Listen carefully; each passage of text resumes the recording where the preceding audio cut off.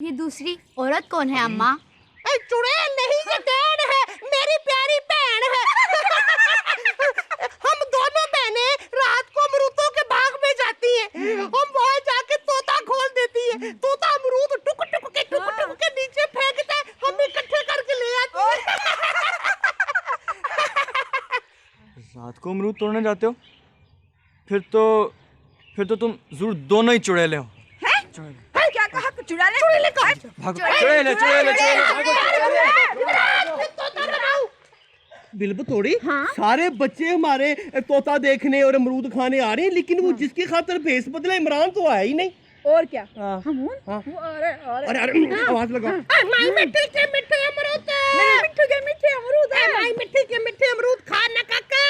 माई तुम पागल तो नहीं हो? ये तोता तुम्हारे सारे अमरूद खा जाएगा।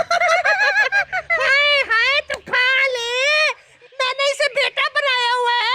मालक है, जितने मर्जी अमरूद खाए, इसको मैं रोक सकती हूँ भला? एक अमरूद बेचने वाली हमारे घर भी आई थी, कहीं वो तुम तो नहीं हो? हाँ तौबा करो। मैं कभी किसी के घर चल के अमरूद बेचने नहीं गई। भाई जिसको जरूरत है खुद चल के मेरे पास आए। हाँ मैं नहीं कभी गई। क्यों बिल बतौड़ी? और क्या हमून?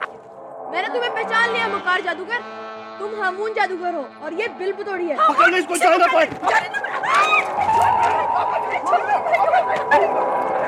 नहीं छोड़ूंगा।